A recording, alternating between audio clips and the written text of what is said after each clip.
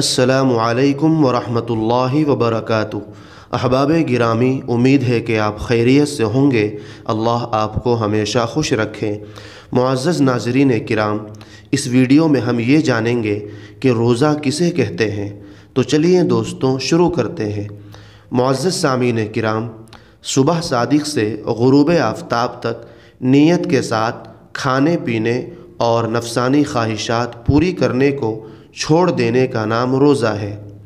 اللہ رب العزت اس مبارک مہینے میں مجھے اور آپ کو اور سارے مومنین کو اپنی رحمت و بخشش عطا فرمائے اور مکمل صحت یابی اور مکمل قدردانی کے ساتھ تلاوت، عبادت اور دعا میں مشغول رکھے اور ایسے کاموں سے بچائے رکھے جو محرومی کا سبب ہو۔